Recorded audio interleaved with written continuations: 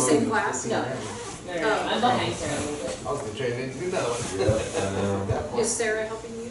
Yeah, I'm hoping it's a simple fix. No. Yeah, but you wouldn't help me with TPAs? Or I'm not on my TPAs. oh, I thought you said you See, were. my name was weird too. No, I'm behind her. It started off. Okay. Yeah, so how does that work? I was pulling my trailer, I have an RV, a 30-footer, 32-footer, I guess you and I was could. pulling it, and it Well, was, it's so confusing couldn't because get if past we were in 30 miles an school, hour. like when COVID was all of a sudden happening, happened one day, and they it's had pretty to fast. already do their TP. It's really was having hard to trouble even just like making figure out it. this on the program. And then I had pulled over and checked it, and it was all fluid disappeared. I just COVID, no there's no COVID, fluid. so you might I looked talk to, under, like Brandon had 5 we years, clean it's the done leaks, because he went nothing. through during And COVID. I was like, well, So he actually. where's it going? Yeah. The bad news is. Apparently on those, just kept going up, so a he's seal went out on the 6 years inside, after doing his and the leak, the Because he fluid was could, leaking right? into the transfer So it's cases for the really 4x4. depends on when you And so, technically so yeah, I didn't even know were that in school they could do that. A little thing. and whether the school Yeah. went to So took advantage that's of where those I was things. going. So yeah, I kept, basically the transmission kept going dry, which burns up the brightness on the transmission. And then like trying to people that don't respond. Well, it's not like a huge problem. It's Bree, just do you I know, scared is that might anyone be else a from different Taurus that problem. we need to know? Yeah, it's just like doing You shutter. had I Alpine wouldn't call it training. vibrate. Alexa was on Thursday. And I don't know if it's transmission, but it shifts fine. I don't know And if so it's- the gears So we're working probably fine. good. Yeah, I'll talk to Problems. you. Yeah, just like, like oh, Oh, it shakes. like randomly, like Does it wanna not pull it consistent. in or just- No, it just I'm driving straight and it just You like have that. throttle when it happens? No, I mean I could be in cruise control going 55, 65, and every 4 or 5 minutes a little. Sometimes really hard, sometimes really light, and just Yeah. weird. So now GMC, they do, if you're, especially when you're in cruise, they do have a cylinder shutdown, so. Right, that's what I'm saying. Yeah. So if you're running on 8, it shuts down a few cylinders to save fuel mileage. Right. And I've heard of people having issues with that. I think if I And that buy a causes the chip, shake. yeah, because there's a chip you can get, or a little program that plugs it in and it shuts that off. Yeah. And then it just runs like cylinders all the time. So people are saying online forums, it's like, okay, buy that. The problem is it's not California legal, so you can't find it in California. So without finding somebody to send it to me in front of the state. Exactly. So I think All right, guys, we'll go ahead and start. I feel like we'd be a small group because rain, right? But anyway, today is about ramping up the rigor, elevating classroom standards in secondary. We're really going to be focusing on like how we grade, why we give the grades that we do. I love this high achievement. Always takes place in the framework of high expectations. So basically, what is that saying?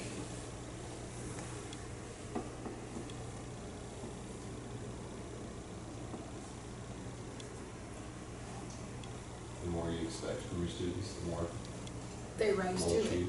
right? Yeah. So when we have high expectations, they rise to those. If we don't have high expectations for them, they rise to those too. So, and here's another quote I like. Bree, will you read this one? If I treat you based on what I know you are capable of becoming and I push you, I will help you become that. If I simply meet you where you are, I won't help you. And quotes like these are good for students to see, so when you're explaining to them, I'm going to push you, right? Because I know you can become something, and I'm not going to just let you stay where you are, I'm going to push you forward. And a lot of times, especially at the high school level, when you explain this stuff to high school students, they're like, oh, she's right, he's right. So that's good. So we're going to talk about grades. Specifically how you decide to give the grade you do. We're going to talk about grade inflation and if this is detrimental to students. So I took a bunch of notes just on this one because I want to read you a few things. So grades, this is the definition. Provide a standard of measurement of student learning. Okay, so a standard of measurement of student learning. So that's not how hard they try, right? There's the student learning.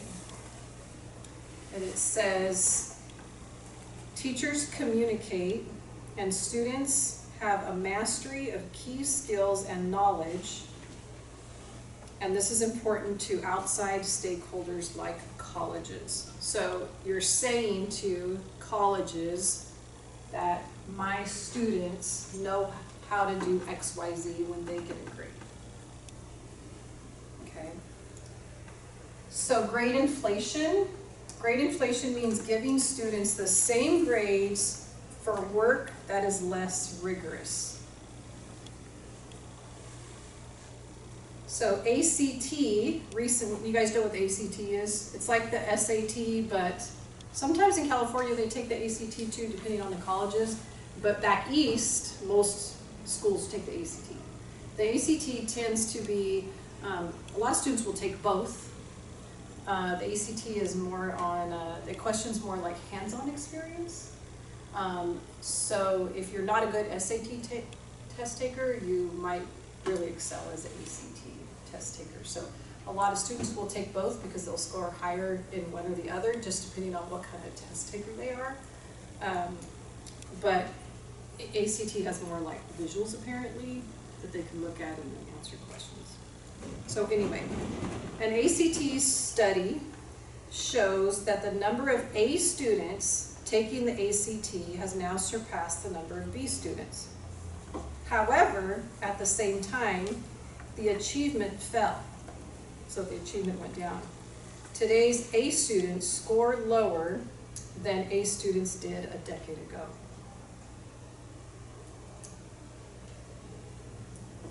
So that's pretty interesting, I thought, is that while we have kids coming in taking the ACT, way more of them have A's than they used to, but their actual ACT scores are way lower than they were 10 years ago.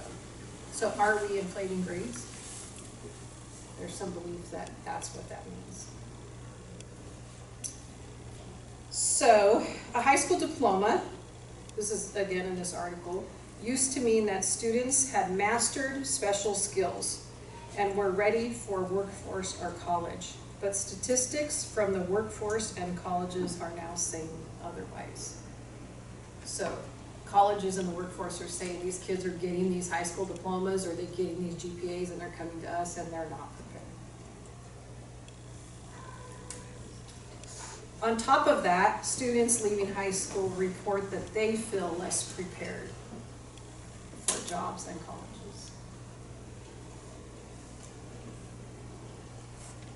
So, grade inflation means giving students the same grades for work, again, that is less rigorous than it was before.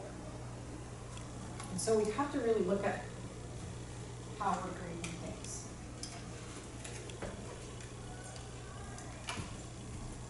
So there's basically two ways we grade. We grade on completeness, which is if they did it, or competency, what they need to know, or both. Now completeness is, did it, they get a grade. Did it, they get a grade. Right? We're not really going through and grading. So think about you and your grading, where do you spend your most time? Completeness, competency, or is it pretty half and half? We really should be here most of the time, 95% of the time.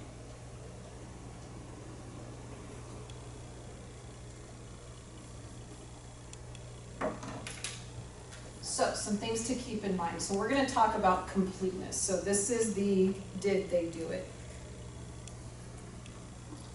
So some things to keep in mind. Keep grading for completeness to a minimum. You shouldn't do it very often at all. Make sure you aren't grading for compliance because we're trying to get away from that. Like compliance is did they do what I told them to do without grading what they actually did. This should never be done when gauging if a student has mastered a standard or a skill. So if your CDT team or whatever team has said these are the skills this student needs, you never should give a completeness grade because you don't really know. And if you're giving them an A, you're saying, you're promising that student, you're promising their future jobs, you're saying they have this skill, they know it. But if you grade for completeness, you don't know that, right? filler assignments don't push students forward, and most shouldn't be graded at all. So if you give those filler assignments, I have extra time, I'm gonna do this. I have extra time, I'm gonna do this. If this is not pushing them forward, it shouldn't be graded.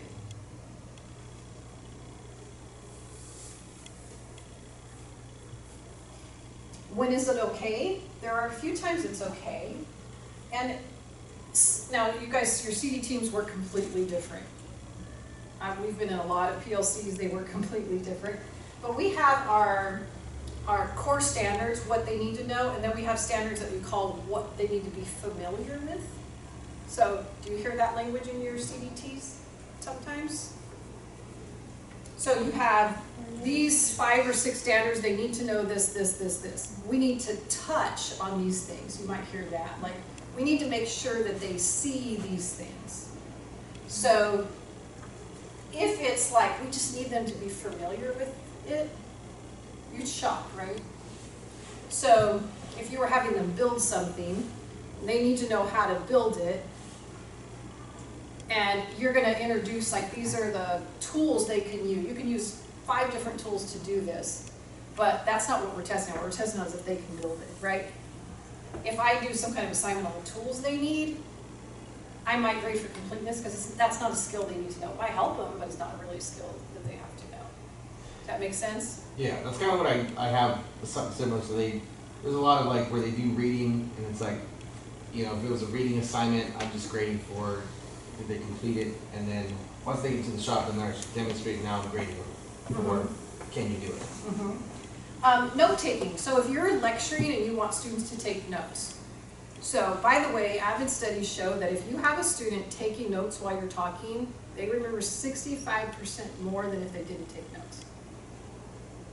So you have them take notes. And then I know that a lot of science classes that I'm in, they'll do that, and then they'll have them retake notes. So they take notes and say it's 3 pages. And then they say you have a half a sheet now to redo those notes. So now they have to take out what's really important and put it on a half a sheet. And then they give them a 3x5 card. Now you have to shrink them even more. And then they let them use that 3x5 card on their tests. Because it's not memorization. So now they've actually written down the notes 3 times. So they remember more that way than if they were to cram for a test and forget it, right? That's okay to grade for completeness because did they do this? Did they narrow it down? Did they narrow it down? The point is that they're taking notes to practice to take their test. We could grade for completeness in something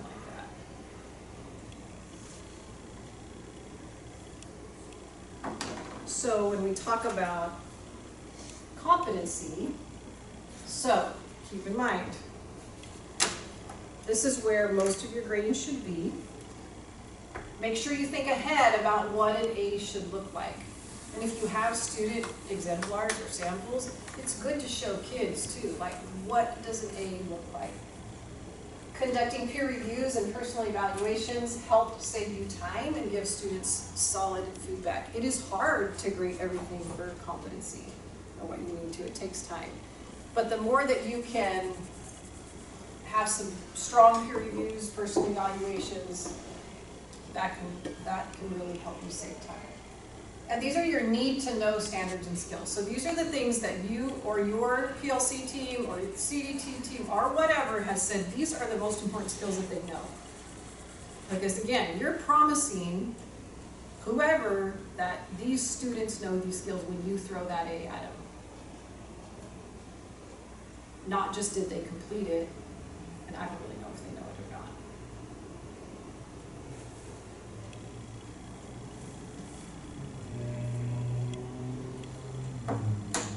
So, no need to stress. Like I said, this can be complicated and it doesn't need to take too much time. The key is setting a standard for what each type of work each grade represents. So, we have this system of how we can do this. And this is a good one to share with the students because they get this mastering a bike thing, this analogy. So we're going to start at the beginning. So we're all about mastering a bike, riding a bike. So we start at the beginning. You know you need to learn to ride a bike. You have the bike and all the equipment, but for some reason you just haven't started. So it's just sitting there, you're kind of afraid. So you think about that person that has the bike is sitting there, and you think about the person like turning that into their work, right? You've given them the work, you've given them everything they need to do, for some reason they haven't done it. What grade would this be? This would be a no attempt, right? I didn't turn it in. Now, we're not going to get into, because we all grade differently. Some schools are required to give 50% even if they don't turn it in. Some schools are you do you, we're not getting into that. So that would be an F with no points or the lowest points you can get. They didn't turn it in. Even if they worked on it, they didn't turn it in. They haven't shown you that they can do anything.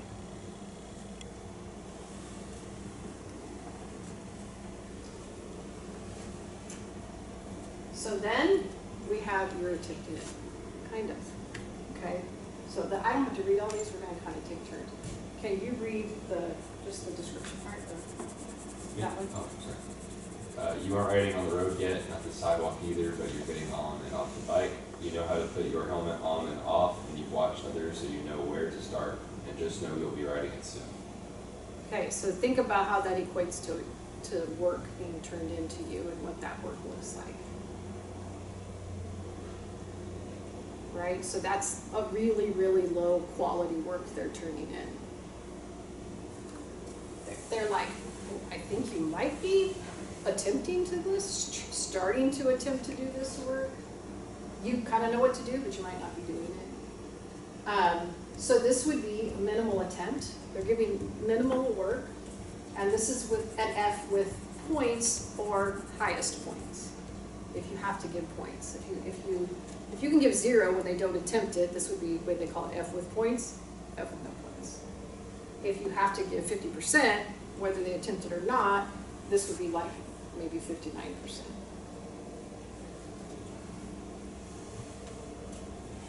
If you accept incomplete work, that's a whole other. All right, now we're on our way. Can you read that, Bree? You are pedaling well and not falling too much. You still need someone by your side sometimes, but you are rocking up with straining wheels and really hardly hit the ground. Wow, my eyesight sucks. Yeah. You're riding on the sidewalks and can almost stop without swaying. You are so close to riding that bike without help. So picture that, right? The person's still riding behind them. They're really wobbly, but they're moving along. So this would be a D. That's not a D minus. This would be a D. That's the almost met or nearly met, the standards, right? Almost met or nearly met. Close, but the weaknesses still outweigh the strengths. So when you're looking at a student's work, especially if it's like on a test, if I have more weaknesses than I do strengths, right? That's an almost met. Or a D. If you almost met if you're grading by standards, if you're doing regular grades. Here we go. You've met the expectations. Can someone from this table read that part? Yeah. You can successfully ride a bike by yourself. You still need to focus and won't be riding on a busy street anytime. So you might not do tricks or be ready to show someone else how to ride a bike, but you can get from point A to B and you are having fun. Okay, so remember, a C means proficient. I'm okay, I'm doing what I'm supposed to be doing. Does it mean that I'm good? Not necessarily. But can I ride a bike? Yeah. Can I ride it well? No. Am I really comfortable with it? No. Can I get from point A to point B? Yeah. Right? So that's a C. There are some strengths and some weaknesses. It's about even in your strengths and weaknesses on the work they're turning in. Sometimes, and this is where the grade inflation happens, sometimes we take proficient and give it an A.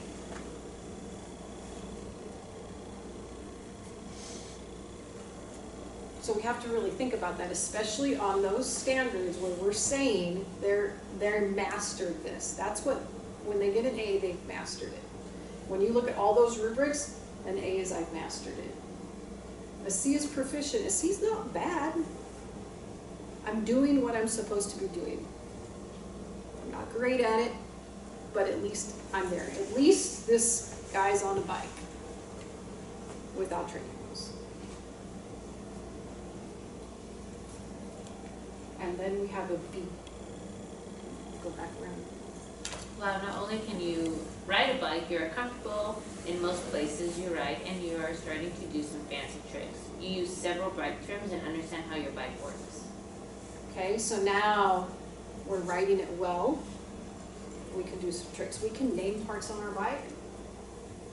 We might be able to, like when the brakes fall, or the chain falls off, we might be able to pop that chain back on.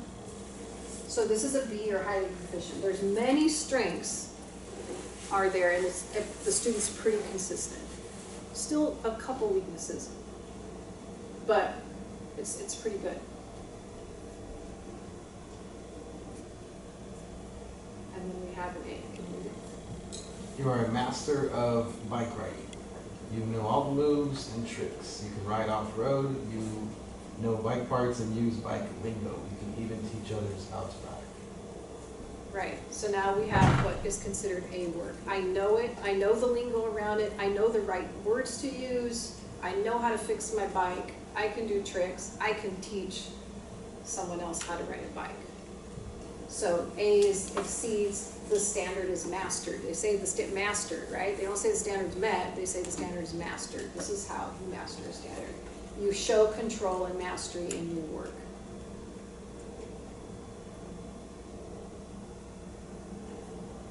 And oftentimes it's really hard. Students really struggle. A B student really struggles going to an A student, almost more than any other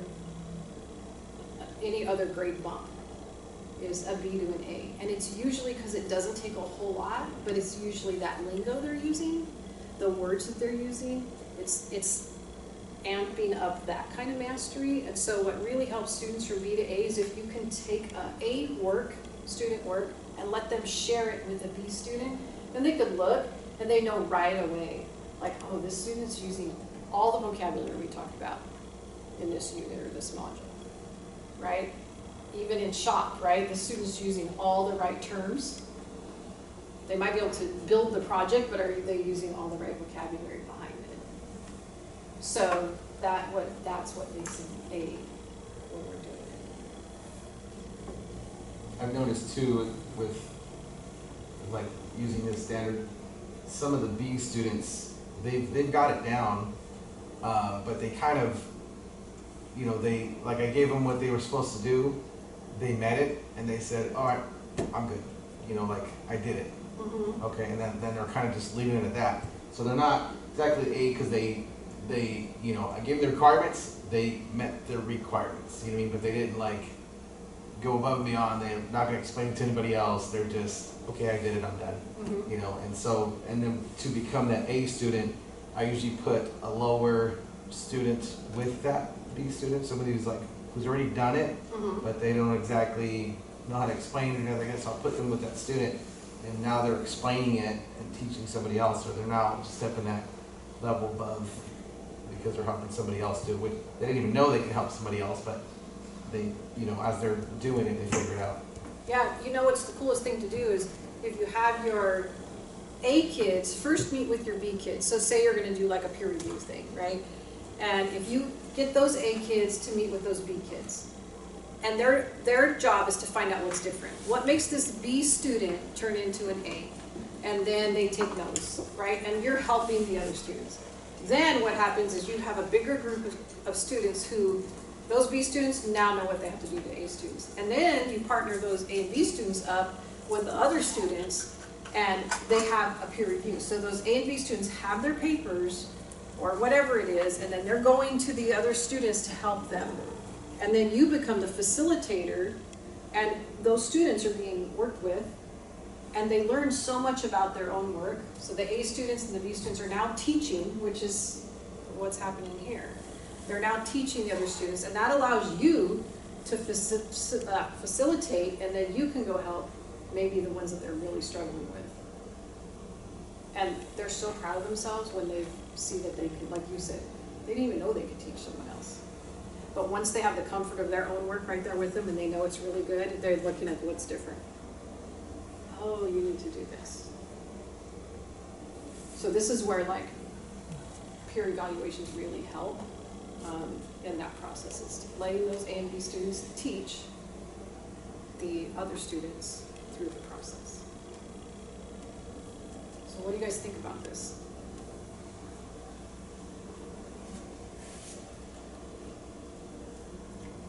That's something outside of teachers' control, really. What your district or your admin want you to grade. So maybe you want to very rigorous. And they're like, well, Johnny put his shoes on, so we need to give him participation points. And no wonder why they're not prepared for the word at college, because college is changing their standards. Their standards have always been here. But we're changing ours, and now our standards are here. So that's all the teachers can do. And all of our teachers can just be. Sometimes if you come up with a rubric that you're grading by, then it holds you to grading here because you're not grading for participation. Did my student master this? I'm not checking to see if we have shoes on. I'm checking to see if he did this. Well, that was just like that. Right, but no, I understand. But, I mean, it's not that. I don't think it's not that the teachers don't want to do that. It's just that sometimes they have to. It's hard. And they have It takes extra time. But if students know this, so I would go over this, a chart, and you want to earn an A, B, C, D, this is what it looks like. And they could almost tell you when they turn in their work, what quality work did you turn in? Oh, it's going to be a C. They know, because this is all over the place, and they know what it is already. They know the grade they're going to get. It's not a surprise to them at all. And they know what they need to do if they want to get more. So if you kind of use this, something like this, or this throughout the whole year, they know going in, especially on those standards where we're saying CDT, PLC, these are the standards they need to know. Did they know it? Because this is where grade inflation happens. If we're giving them that proficient grade, if we're giving them an A for a C, when they don't know, this is why their test scores on ACT and SATs are lower than what they should be. Yes? Just like you were saying, what happens when the school that you're working for conflicts with what that is? Like for us, specifically freshmen, they've lowered the ceiling on an A, so it's 100 to 75%. So if they're doing C work, then that's an A. And that's what we're talking about.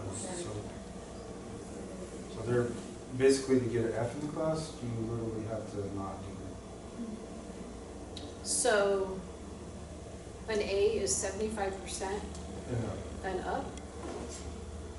That's why. Mr. Thornton, did you hear that? No. An A is 75% and up? Are they using rubrics to determine what an A, B, C, and D are? Like a 4 or 5 point Yeah, rubric? we're doing the 4-point scale. But So the idea is a 4 is that 100 to 75%. So all you're doing is manipulating the numbers, but the idea is still the same thing, because if they're still showing what a 4 is, that's the best, that is what this right here. They are mastered it, they can teach it, they just have to be in that area between 75 and 100. And so if they haven't, then they should be in that 75 to 50. I'm guessing that's the next round or close to it.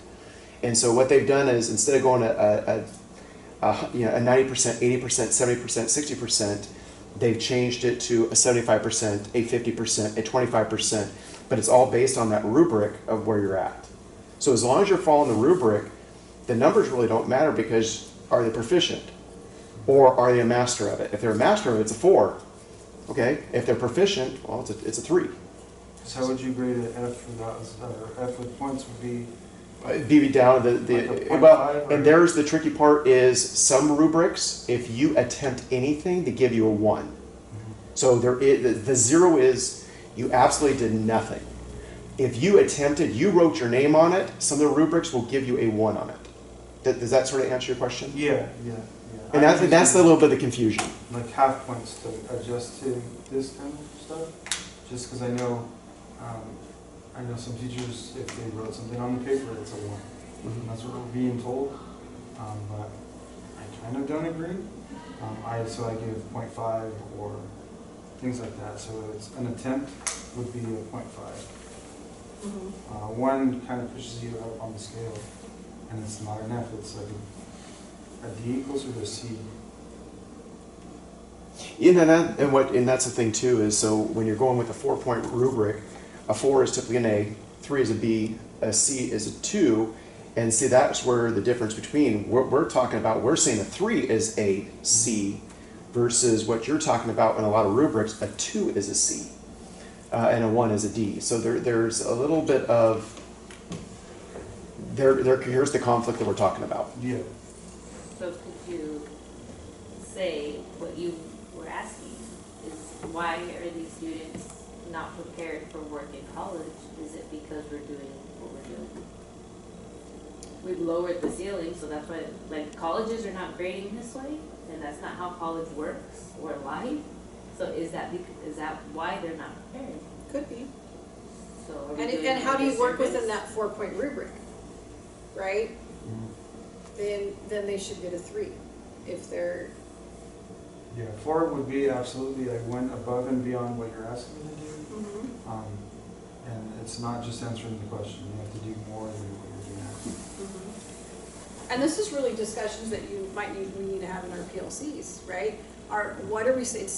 If this is a standard we've said students have to meet, what does that look like? What do they need to be doing? And then that really gets in, it takes out the, oh, well, they put in a lot of effort, or they did this, because what does mastering this skill look like? Did that student do this? What is right below it look like? What am I seeing my students do? And so if you come up with rubrics like that, it makes it a little bit easier. But these are like some of the discussions that you might want to have in your PLCs if you have those PLCs. You guys are all familiar with the rubrics, correct? How many of you guys have seen a rubric where it's you can't really tell the difference between a 3 and a 4? It's not clear. And so if the rubric itself is not clear between a 3 and a 4, how do we know the difference between the master and this? It's because then it gets to like word games. You probably have seen that. It's like, I mean, it's sort of a bias. And so some of our rubrics aren't clear enough to differentiate. It's really simple from a 3 to a 2, and a 1 to a 2, and a 2 to a 3. But that 3 to the 4, they put extra energy into it versus a little, or just energy. What's the difference between energy and extra energy? If somebody could explain that, I'd like to know. Yeah, that's So being really clear on the rubrics too, I always went through and rewrote the rubrics because I needed my students to be able to understand what it looked like. So it would specifically say X, Y, Z, like they needed this. So they could take a rubric before they turned it in, and they could fill out a rubric basically and go, I have this, and this. So they knew what their grade was going to be. And it does take time, but once you do it the first time, you pretty much have it.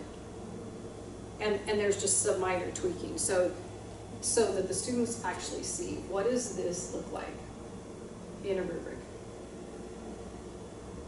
And they know turning it in. This is the grade I've looked for. So if you have something like this and you can explain to them, they visualize this.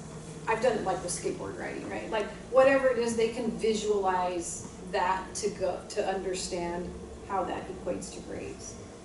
And so if you're using a point system, I'm working with a teacher that in anatomy where they use a point system, and so that teacher's gone through and done this with the 4-point system, and has it hanging on their wall, and it says it's working really well. Now, she's had to tweak it a little bit to get the 4 points. They give zeros when there's no attempt in theirs. They could do that with theirs. So it's actually 5 because they have a 0 as 1. But they do it within the 4-point. But we have to really look at when we're saying this kid has mastered this. This is what it is. Not so much on those be familiar with standards that we talked about before, right? Be familiar just means they're really exploring those. But when we say your students need to master these, they should not get an A if they're not mastering it. And this is why they're saying we have grade inflation, because we have so many kids graduating 4.2, 4.3, whatever, and their SAT scores are super low. And we're not talking the test scores where they don't really try in class because it doesn't matter with their grades. This is what they're taking in college that they're really trying on. Or their ACT scores are pretty low. I think too, this is where like the graduate profile, I think, comes into play a little more, like, cause now if we're really pushing this graduate profile, even though they might kind of skate by because of the rubrics, the way they're set up, when they get to the graduate profile where they have to present, they have to actually perform. I feel like that's kind of setting the bar there so that it's like, what did you get out of all this? I mean, and now show me, the proof. And I feel like that's kind of, I'm hoping anyways, that's what it's gonna turn into. Coming from the industry and hiring a lot of, workers that will come either out of high school or out of a trade school or college, and seeing some of the really poor quality that was coming there, it's I'm hoping that the graduate profile, it seems like it's gonna change that, change the bar a little bit. I was in a English class at Madera High last week, and I think it was 10th grade. I think every school is doing the graduate profile completely different, like how they're disseminating it. But it was the English teacher's job to go through and make sure the kids had this paragraph written. And it was so interesting because there were so many kids who were like, well, I didn't do that. What do I do? I didn't do that assignment. Oh, you gotta go do that assignment, right? Like, are you gonna show that you know how to do this in your graduate profile until you go do that assignment? So then this came up at the school because they're all like, what do we do now? These kids haven't done this assignment. And it's in different content. But some of them are like, oh my gosh, well, I need to go back and do this assignment then because now I don't have anything to put in my graduate profile. So hopefully it does help with that. Yeah, the only downfall about that though is like we only need one artifact per semester. And it's a different topic, yeah. So, I mean, if they just do one assignment, they're just gonna use that, which is fine, but then on the back end aren't getting anything else done because they're like, oh, I did that one, so. But yeah, I was just showing her one of my students' grad profiles because I don't get to see them. Oh, that's so I right. don't know what they do. And PE. And I don't see right. them, so I'm like, what do these look like? and we only have to do it Yeah. our fourth period. So anyway, this is also, you can kind of just think again, do I grade for completion or do I grade for competency? And when I should grade for completion and when I need to grade for competency and what that needs to look like. And what does it mean when I'm promising that this student has mastered this skill? What am I promising? When I say this kid got an A, what am I promising that this kid knows how to do? So that when they go to Lowe's and get hired and they say, I was taking this class, Lowe's is gonna go, oh, you know it, right? You at least know these basic skills. So that's the other thing that study that I read showed is that high school diplomas aren't needing as much as they used to need. Because students aren't graduating with these skills that they supposedly got a diploma saying we know these skills.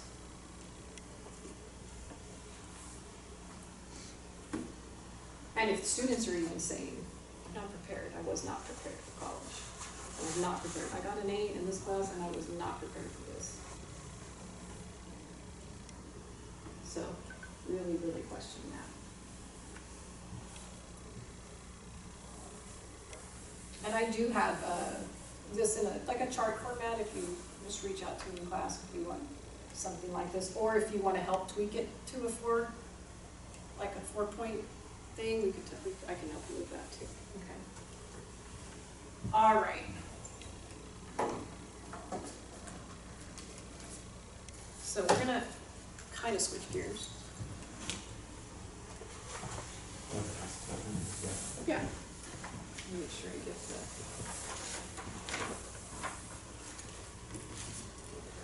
You each get 2.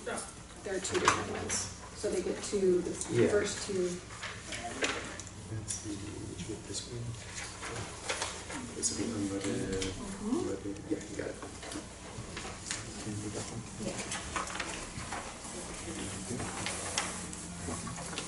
Wait, did you? Oh, very good. It's okay. There you go.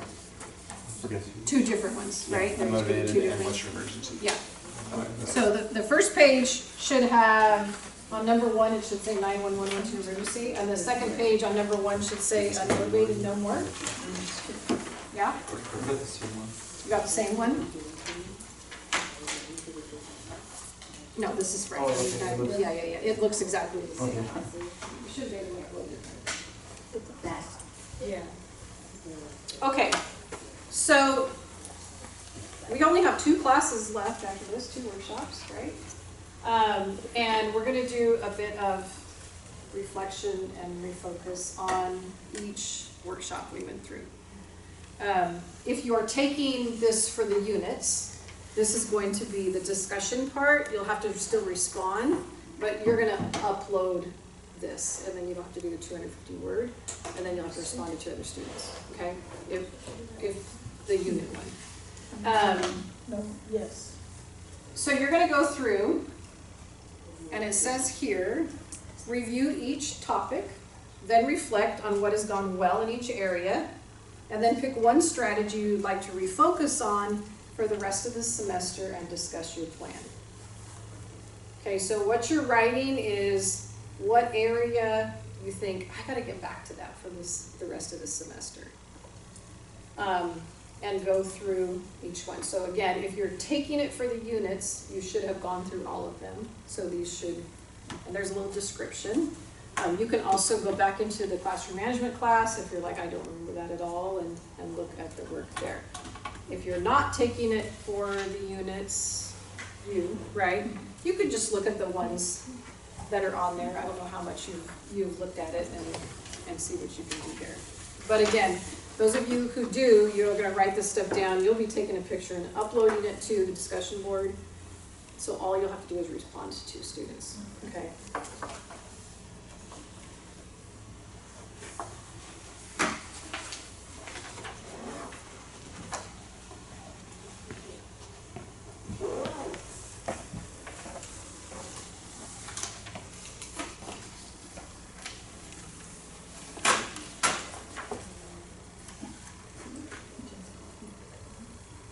So we're only writing on one of these?